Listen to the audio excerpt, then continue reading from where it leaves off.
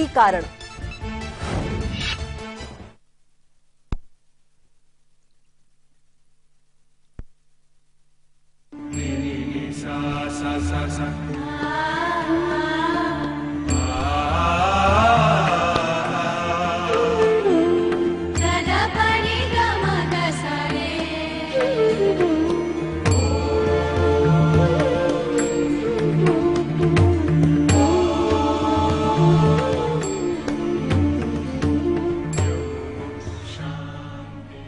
नमस्कार, स्वागत है आपका तारे सितारे की खास पेशकश क्षमा पितृदेव में।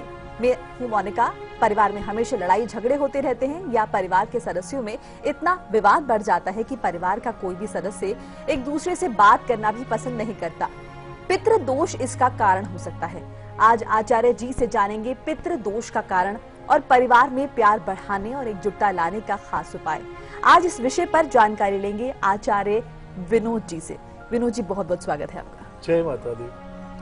तो आप भी हमारे साथ हमारे इस शो में जुड़ सकते हैं। मेल के जरिए आप ईमेल कर सकते हैं, साथ ही साथ फोन नंबर्स भी फ्लैश हो रहे हैं जिनके जरिए आप फोन करके हमारे इस शो में जुड़ सकते हैं। तो पितृपक्ष चल रहा है, ऐसे में आचार्य जी जानना चाहेंगे घर में जिन लोगों के पारिवारिक कलेश बना रहता है, लड़ाई झगड़े होते हैं, मन मुटाव होते हैं, चाहे भाइयों में हो या फिर पति पत्नी में हो, क्या कारण है इसके पीछे? बिल्कुल,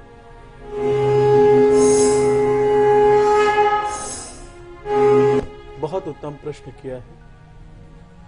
हमने इस कार्यक्रम के माध्यम से, इस चैनल के माध्यम से अपने तमाम दर्शकों को बताने की चेष्टा किया है कि मनुष्य के जीवन में अगर पितृदोष लग जाता है, पूर्वजों का ऋण लग जाता है, तो हमारे जीवन में अशांति, पीड़ा का योग बन जाता है। मेरे भाई बहन, समझना होगा कि मनुष्य कर्मों के अधीन होकर के उच्च राजयोग को प्राप्त करता है, लेकिन वही मनुष्य अपने दुष्कर्मों के कारण अपने जितने राजयोग होते हैं, जितने धनार्जन, आर्थिक, मानसिक या किसी प्रकार का शुभ योग होता है, मनुष्य के जीवन से समाप्त हो जाता है। समझना होगा मित्रों कि अगर आपके जीवन में किसी प्रकार का पीड़ा का योग बन रहा है, हमने क्या बोला, शारीरिक पीड़ा, आर्थिक पीड़ा, और आज हम चर्चा करना चाहेंगे मानसिक पीड़ा। कारण कुछ भी हो सकता है, लेकिन अगर हमारे जीवन में मानसिक पीड़ा का ताप रहता है, योग रहता है, तो उसका कारण कहीं ना कहीं से हमारे जीवन में हमारे पूर्वज संतुष्ट नहीं है। किसी बच्चे का विवाह होता है, चर्चा आज हम ग्रस्त जीवन पर करते हैं, तो सबसे पहले पूर्वजों को तृप्त किया जाता है, पूर्वजों का आवाहन, अर्चन, पूजन, वंदन किया जाता है। शास्त्रों में मान्यता है कि जितने आपके पूर्व, किसी भी धर्म का है, हमने सभी धर्मों के आयोजनों को सम्मिलित होकर के देखा है कि अपने पूर्वजों को जरूर नमस्कार करते हैं और उनको प्रसन्न करने का जो भी अनुष्ठान, यज्ञ आदि होता है, करते हैं। लेकिन अगर आपके पूर्वज आपसे असंतुष्ट है, पीड़ित है, तो हम क्या देखते हैं कि हमारे जीवन में समस्याओं का योग बन जाता है। मेरे भाई बहन, समझना होगा ऐसा होता क्यों है। राहु जी, क्या आपसे पूछना चाहता हूं कि 7वें भाव के अंदर ऐसे आके बैठ जाते हैं? हमने बार बार, कारण तो कुछ जरूर होगा। शनि महाराज जी आपकी पत्रिका में 7वें भाव के अंदर, लग्न के अंदर क्या ऐसे बैठ जाते हैं? कुछ तो कारण होगा। एक बच्चा पूरा होमवर्क पूरा करे और फिर बोले कि हमें नंबर नहीं प्राप्त हुआ, तो वहां पर जरूर देखना होगा कि आपके जीवन में आपने क्या ऐसे कर्म किया है, क्योंकि कर्म अधीन विश्व करी राखा। आज उन तमाम दर्शकों को समझाना चाहते हैं जो अपने पत्नी का तिरस्कार करते हैं, स्त्री जाति का सम्मान नहीं करते, पीड़ा का योग बना देते हैं। ऐसे कई हमारे युवा वर्ग है, एक लड़की के साथ अफेयर करते हैं, दूसरे के साथ, तीसरे के साथ, चौथे के साथ, और सबके जीवन में पीड़ा का योग बना देते हैं। तो ऐसे में क्या होता है कि आपके ऊपर स्त्री जाति का ऋण लग जाता है, पत्नी जाति का ऋण लग जाता है, और वह ऋण आपके जीवन में आने वाले जन्मों में आपके जीवन में पीड़ा का, समस्या का योग बना देता है। मेरे भाई बहन, भृगु महाराज जी ने स्पष्ट बोला कि जो हमारा कर्म है उससे हमारे ग्रहों की गति प्रदान होती है। हम किस प्रकार के ग्रहों की गति के अंदर हमारा जन्म हो रहा है, हमारे जीवन में उनका आदान प्रदान हो रहा है, ये हमारे कर्म पर निर्धारित है। क्योंकि भगवान कृष्ण ने भी बोला है, कर्मण्येवाधिकारस्य मा फलेषु कदाचन। एक किसान होता है ना, अपने बंजर खेत के अंदर अगर बीज बोए ना, तो भैया क्या किसी फल की उत्पत्ति होती है क्या? अगर आप बड़े से बड़े धर्म कर्म यज्ञ करते हैं, लेकिन अगर आपके जीवन में पूर्व ऋण लगा है, पूर्वजों का ऋण लगा है, तो आप समझ लीजिएगा कि आपके जीवन में सफलता का योग नहीं बनने वाला है। आपके जीवन में नाना प्रकार के सुखों का योग नहीं बनने वाला है। आपकी अगर पत्रिका के अंदर स्त्री जाति का ऋण लगा हुआ है, पत्नी जाति का ऋण लगा है या पत्नी का ऋण लगा है, तो बेहतर है कि उसका समय के रहते आप उसका निदान करें, ताकि आपके जीवन में सफलता का योग बने। उन तमाम दर्शकों को समझाना चाहते हैं जो अपनी पत्नी का सम्मान नहीं करते, क्योंकि पत्नी का सम्मान ना करने से आपके जीवन में दो प्रकार के ताप आते हैं।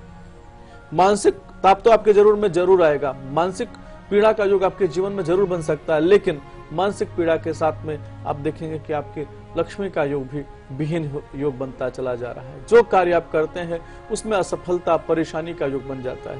हमारे उन तमाम दर्शकों को समझाना चाहते हैं जो अपनी पत्नी के साथ धोखा करते हैं, उनके पूर्वज, क्योंकि आपने साक्षी किसको माना है? अब बोलेंगे कि आचार्य जी, हमने पत्नी को अगर पीड़ा पहुंचाया तो हमारे पूर्वज कैसे अप्रसन्न होंगे, हमारे जीवन में पूर्वज हमारे कैसे पीड़ा का योग बना सकते हैं? क्योंकि जब आपका विवाह संस्कार होता है मेरे भाई बहन, उस समय अपने पूर्वजों को आप आवाहन करते हैं। हमने बताया था 3 प्रकार के ऋण आपके जीवन में लगते हैं। पहला ऋण क्या लगता है? पितृ ऋण, दूसरा आपके ऋषि ऋण और तीसरा आपके देव ऋण लगता है।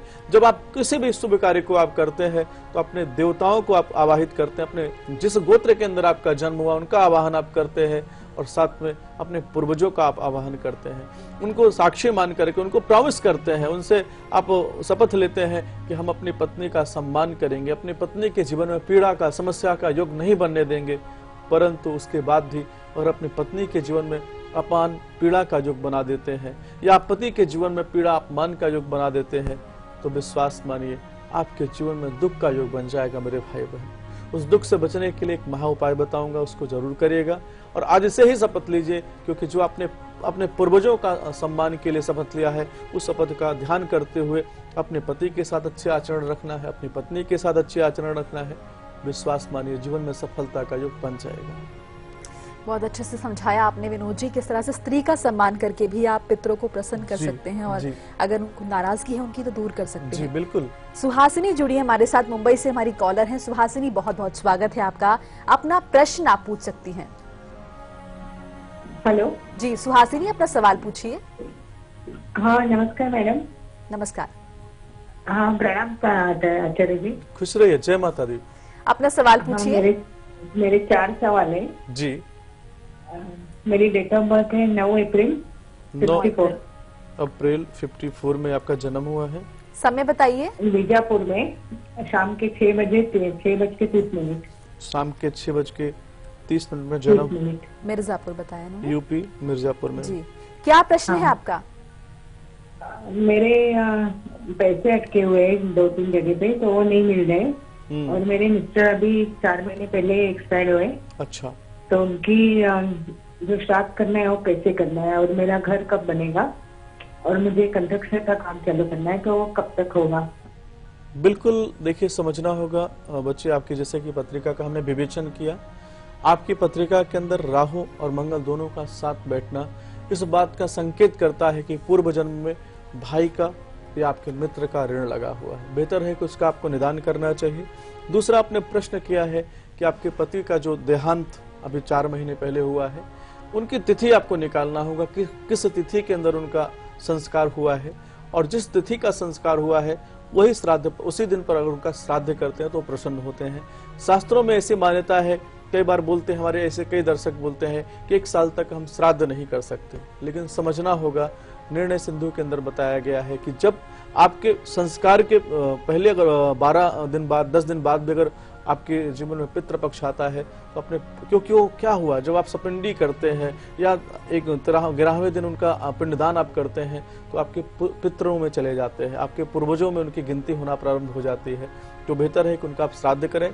और तीसरा आपने प्रश्न किया है कि जो आप भवन निर्माण में कार्य करना चाहते हैं तो अंगारक दोष का आप निदान करें, साथ में एक पन्ना रत्न धारण करें। विश्वास मानिए आपके जीवन में सफलता का योग बन जाएगा। अब रुक करेंगे, अगले कॉलर का हरीश है हमारे साथ महाराष्ट्र से। बहुत बहुत स्वागत है आपका, अपना सवाल पूछिए। नमस्ते आचार्य जी। जय माता दी। नमस्ते मैडम। नमस्ते। मेरे दामाद के बारे में पूछना है जी। उनका नाम है Virendra ji. Date of birth है 27/10/88। जी 9:20 PM। जी जन्म स्थल अम्मलनेर, डिस्ट्रिक्ट जलगांव। जी, क्या जानना चाहते हैं आप? तो उनको जरा परेशानी है सर्विस के जगह।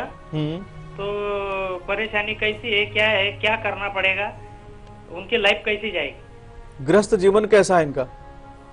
गृहस्थ जीवन भी कैसा है, अभी है थोड़ा बहुत तनाव।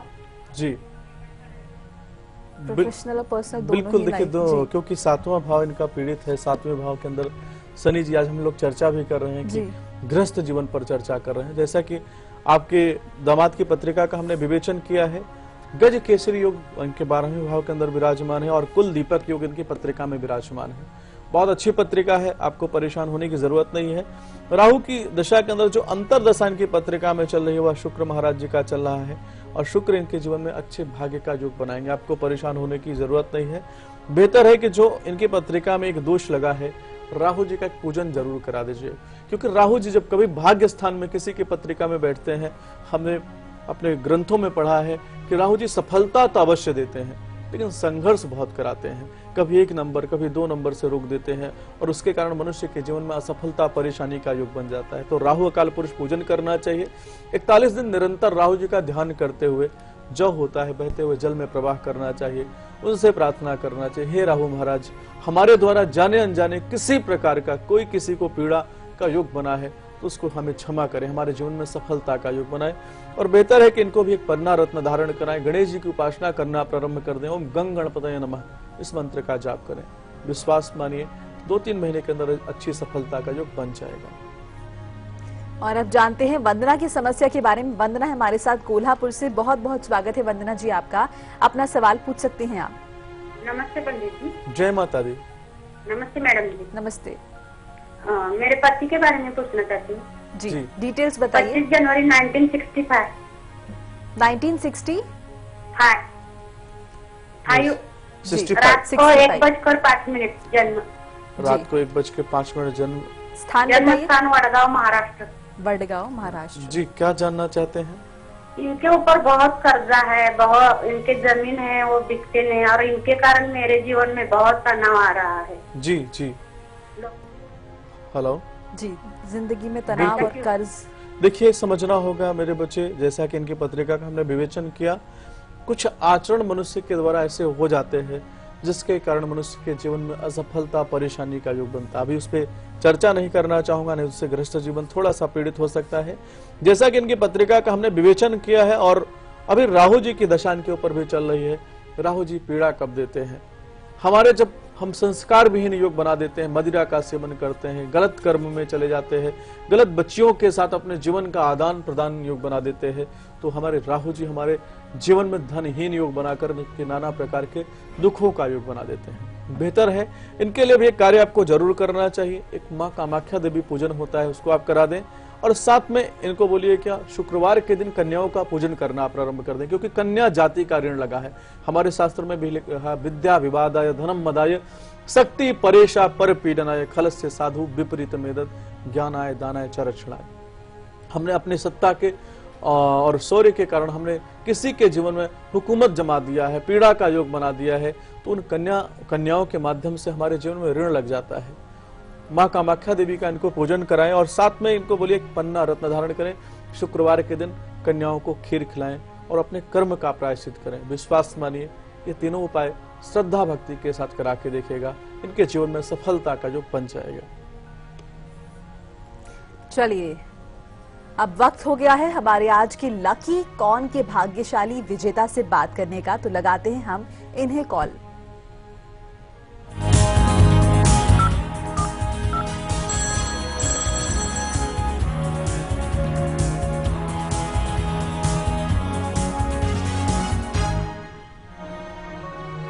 तो लकी कौन के विजेता जुड़ चुके हैं हमारे साथ। जी बताइए अपना नाम और कहां से बात कर रहे हैं आप। हेलो जी, अपना नाम बताइए। मैम मेरा नाम रुचि है, मैं दिल्ली से बात कर रही हूँ। जी रुचि, बहुत बहुत स्वागत है आपका। लकी कौन बनी है आज आप तारे सितारे में। अपना सवाल आप पूछ सकती हैं। मैम थैंक यू, बहुत बहुत धन्यवाद। जी मैम नमस्ते। आचार्य जी राधे राधे। जय माता दी। आचार्य जी मुझे अपने हस्बैंड के बारे में पूछना था। जी बताएं, क्या नाम है उनका? कैलाश। कैलाश नाम है। डेट ऑफ बर्थ क्या है? 5 अक्टूबर 1977। 5 अक्टूबर 1977। जन्म जन्म स्थान अलीगढ़। जी, समय बताइए। शाम 6:25। शाम 6:25। आपका प्रश्न क्या है? आचार्य जी मेरे 3 प्रश्न हैं। पहला है, आचार्य जी मेरे वैवाहिक जीवन में तनाव रहता है। जी, देख लिया, बहुत ज्यादा तनाव रहता है। और आचार्य जी दूसरा प्रश्न है कि ये जो आई हॉस्पिटल में ऑप्टिशियन है जी, तो इसी फील्ड में मतलब जो प्राइवेट जॉब ही करें या इसी फील्ड में अपना बिजनेस करें? बिल्कुल बिल्कुल, आपको परेशान होने की जरूरत नहीं है। जैसा कि आपके पति की पत्रिका का हमने विवेचन किया है, ऐसा कारण क्या है, उस कारण को समझना बहुत आवश्यक है। आपके पति के 7वें भाव के स्वामी शुक्र महाराज जी है और शनि शुक्र दोनों पंचम भाव के अंदर विराजमान है। शास्त्र में ऐसी मान्यता है, विवाह तो हो जाता है लेकिन विवाह के बाद संबंध में इतना तनाव क्यों? आपके जीवन में जो नाना प्रकार की समस्याओं का योग बना है, इसका कारण है कि शनि और शुक्र का साथ बैठना और पंचम भाव में बैठना। पंचम भाव से हम प्रेम देखते हैं, किसी के लिए भी अगर प्रेम, अगर आप कहते हैं ना हर घर कोई कुछ कहता है, आपका 5वां भाव प्रेम भाव होता है और वहां पर पीड़ा का योग बना है। दूसरा, सूर्य ग्रहण आपके पत्रिका में लगा है, आपके पति की पत्रिका में लगा है। सूर्य ग्रहण का निदान कराएं, बहुत अच्छा समय चल रहा है, पूर्वजों का समय चल रहा है। और एक कार्य करना है, इनको बोलिए कि मंगलवार के दिन हनुमान जी के मंदिर में जाकर के सुंदर कांड का पाठ करना प्रारंभ कर दें, एक मूंगा रत्न धारण करें। इसके बाद अगर ये व्यवसाय करते हैं तो व्यवसाय में अच्छी सफलता का योग बन सकता है, क्योंकि बुध की महादशा चल रही है। बुध इनकी पत्रिका में और बुध की महादशा के अंदर जो अंतर इनकी पत्रिका में चल रहा है वह वर्तमान में शुक्र का चल रहा है। शुक्र इनके जीवन में धनेश है तो धन भाव को बढ़ा सकते हैं। इस उपाय को कराइएगा, जीवन में सफलता का योग बन जाएगा। चलिए, अब बारी आ गई है एक खास जानकारी आपसे साझा करने की। पितृ शांति में बताएंगे खास दान जो आपके पूर्वजों को दिलाएगा शांति और मिलेगा आपको पितरों का आशीर्वाद।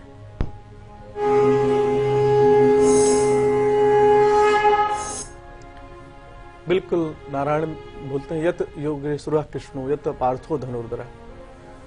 आपके जीवन में पूर्वजों का जो ऋण लगा हुआ है, उस ऋण से मुक्ति प्रदान करने का जो सामर्थ्य है मेरे भाई बहन, वह नारायण के पास में है।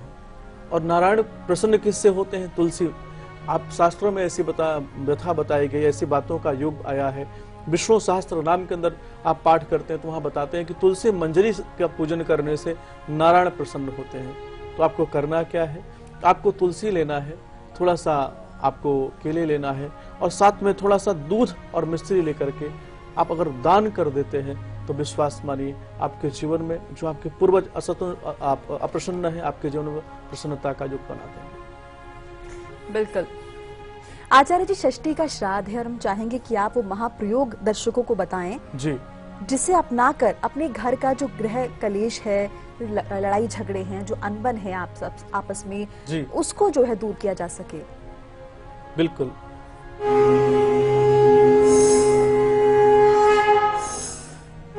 आज हमने एपिसोड किया है अपने उन तमाम माताओं के लिए किया है जिनके ग्रस्त जीवन में तनाव का युग रहा है। अपने उन तमाम लोगों को समझाना चाहते हैं कि सबसे पहले स्त्री जाति का सम्मान करना प्रारंभ कर दें, अपनी पत्नी का सम्मान करें। और उन तमाम मित्रों को समझाना चाहते हैं जो एक लड़की का दिल तोड़कर दूसरे तीसरे का योग बनाते हैं। ऐसे में आपका शुक्र खराब हो जाता है और आपके पूर्वज जो है आपसे क्योंकि आपके आचरण से ही आपका संस्कार देखा जाता है। आपके पूर्वज कभी नहीं चाहेंगे कि आप संस्कार विहीन योग बना करके किसी के जीवन में पीड़ा का योग बनाएं, क्योंकि जब आप पीड़ा का योग बनाते हैं तो आपके सबसे पहला कष्ट किसको प्रदान होता है? आपके पूर्वजों को होता है। दूसरा, आपकी जिस ऋषि की संतान है उसको बहुत पीड़ा का योग बनता है कि हमारे कुल में इसका जन्म क्यों हुआ, हमारे गोत्र के अंदर इसका जन्म क्यों हुआ। और तीसरा, जो आपके देवता लोग हैं, जिन देवता के माध्यम से आपका जन्म हुआ है, उनको पीड़ा का योग बनता है। तो सबसे पहले अपने जीवन में संस्कार का योग बनाए। दूसरा कार्य करना है, एक महाउपाय बता रहा हूं, इस महाउपाय को अपने पूर्वजों को प्रसन्न करने के लिए इस महाउपाय को आप कर सकते हैं। आपको जौ लेना है, राहु जी को प्रसन्न करने के लिए भी हम कई बार इस उपाय को बताते हैं।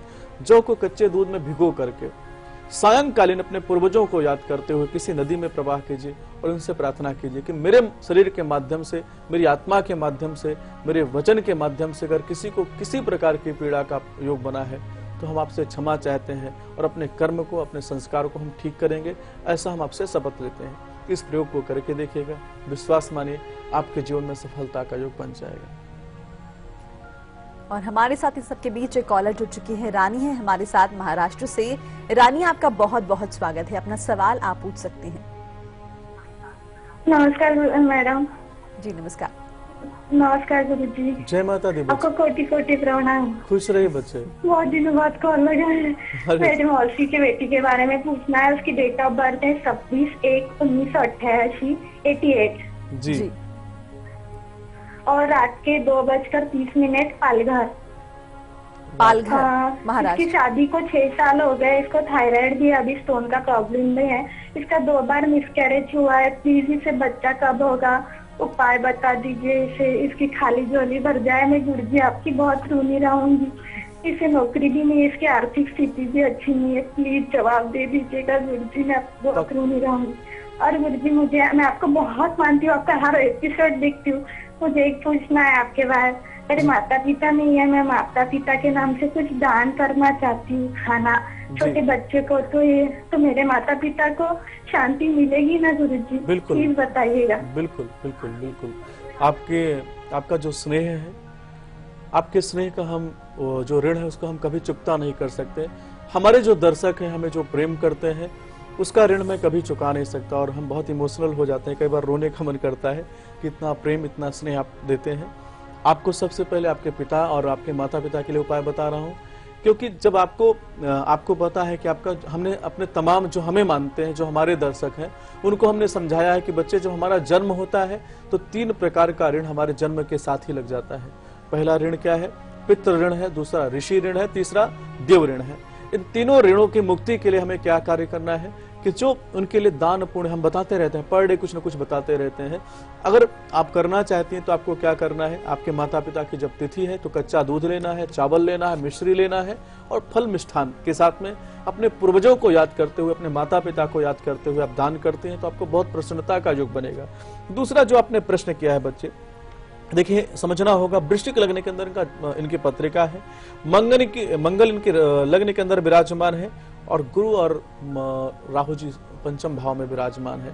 गुरु राहु किसी की पत्रिका में पंचम भाव में विराजमान होते हैं तो सबसे पहला प्रभाव कहाँ देते हैं? एजुकेशन पे देते हैं।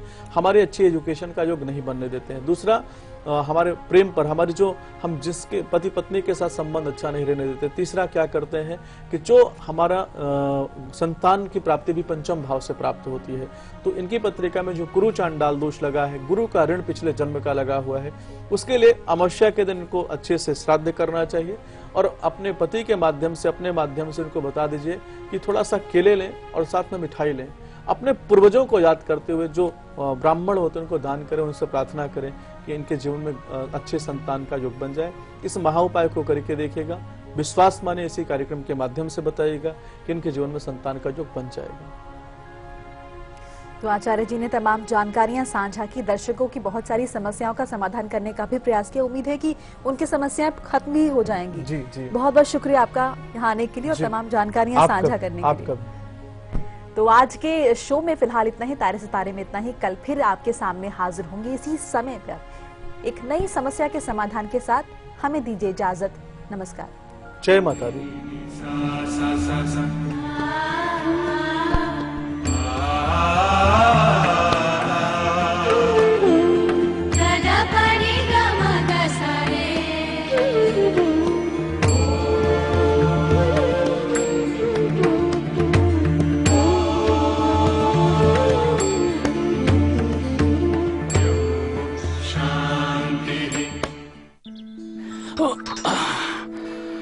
रुक, मुझे आने दे, फिर शुरू करते हैं। एक बार से कुछ नहीं होता। होने को ना एक ही बार काफी है। सुरक्षा का ख्याल रखना आदत है मेरी। गिरा गिरा गिरा, अच्छी आदत है। अरे देखना कितना मजेदार वीडियो है। अब मैं रहने दे, ऐसा मजा ना सजा भी बन सकता है। संभल कर चलने की आदत ही भली। तू और तेरी आदत।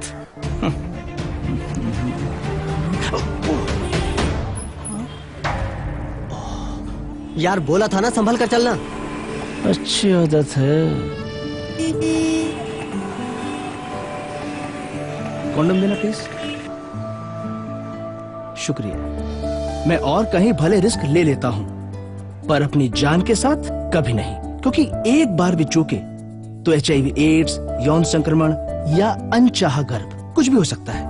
इसलिए कॉन्डोम हर बार। एक अच्छी आदत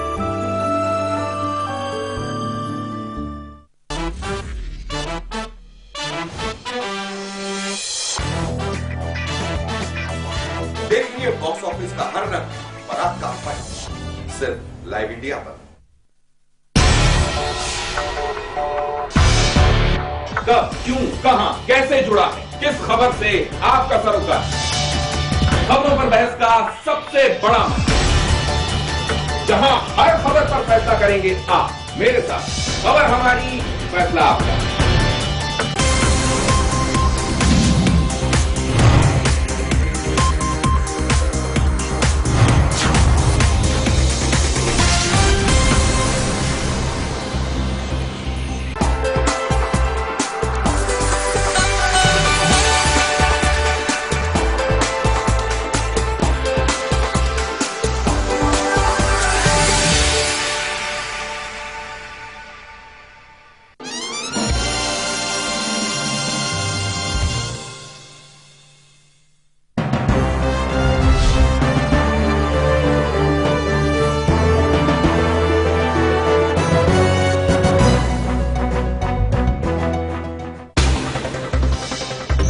खबरें उस प्रदेश से जिसके कुछ खास मायने हैं इस देश में।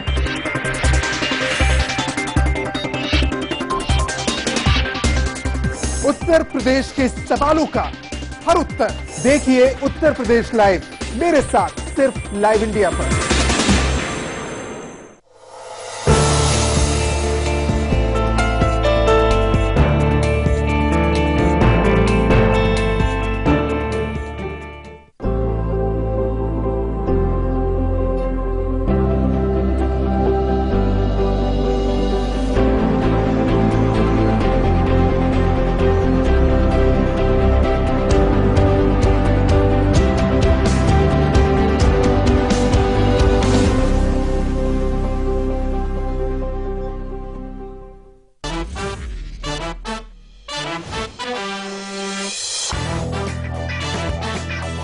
देखिए बॉक्स ऑफिस का हर रंग और आपका फर्ज सिर्फ लाइव इंडिया पर। कब, क्यों, कहां, कैसे जुड़ा है, किस खबर से आपका सरोकार? खबरों पर बहस का सबसे बड़ा मंच, जहां हर खबर पर फैसला करेंगे आप मेरे साथ। खबर हमारी, फैसला आपका। खबरें उस प्रदेश से जिसके कुछ खास मायने हैं इस देश में।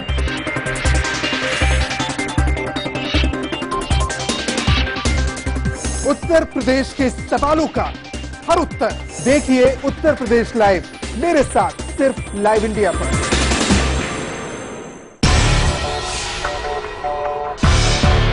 कब, क्यों, कहां, कैसे जुड़ा है, किस खबर से आपका सरोकार?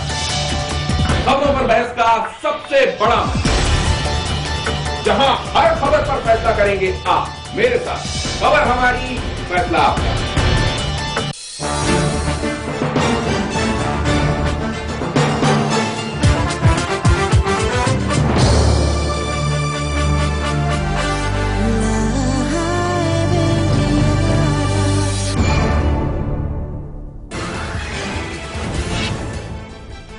पुरी में हुए आतंकी हमले के बाद बैठकों का दौर जारी। पीएम मोदी ने बुलाई सीसीएस की बैठक, पाकिस्तान पर हो सकता है बड़ा फैसला।